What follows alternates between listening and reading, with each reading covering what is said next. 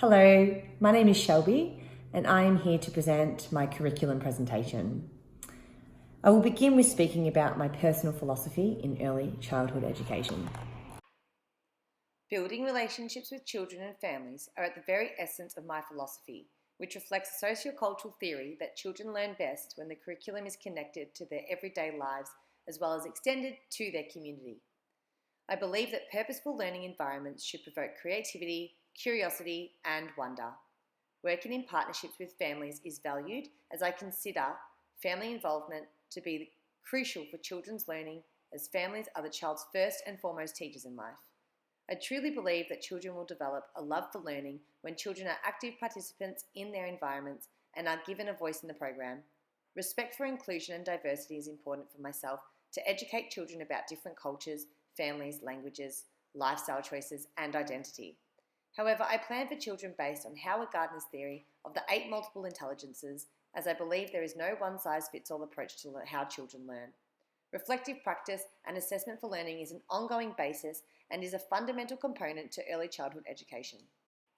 Therefore, I will choose to focus my teaching practice on a community of learners approach, which is a sociocultural theory that follows an emergent curriculum where children, families, communities, and educators learn collaboratively.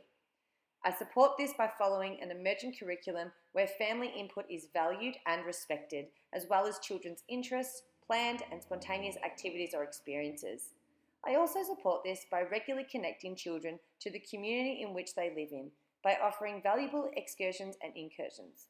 I support inclusion by setting up appropriate learning environments to suit the needs of each individual child, where diversity is respected and celebrated. My style of teaching is to set up the room as the third teacher, where children are able to explore, investigate, and express themselves in different ways using a wide range of materials that are offered to children. So this style is inspired by the Reggio Emilia approach. I construct learning environments to promote inquiry, investigation, creativity, imagination, and exploration through the curriculum areas of literacy, numeracy, science, ICT, music and the arts, giving children the option to explore the program either indoors or outdoors. I scaffold children's learning to challenge and support further learning for children. A provocation I would use would be to design a community display area with the children. So children will be encouraged to think, discuss, and create about what is in their community. For example, we have the library, the supermarket, the park. Children will work collaboratively together and design using different mediums such as pencils, paint, and clay to create their community display area. This provocation relates to my philosophy and practice, as I'm connecting children to the community in which they live in by provoking thoughts and discussion, while offering children a wide range of materials that they can freely choose. To further extend on this provocation, I would then plan incursions and excursions within our local community. So here is a photo where I organised for Bunnings to come out and visit. Children got to create a fairy garden outdoors and they learned about gardening and sustainability. And this photo here is when I organised an excursion to go to our local supermarket to buy ingredients. And children are exploring the community in a hands-on approach, which supports the idea of how children learn best to a certain type of intelligence, developed by theorist Howard Gardner. Drawing on research perspectives is important because it assists on informing your professional philosophy and practice. It helps support your beliefs and builds your knowledge and understanding of why you teach a certain way to a particular style.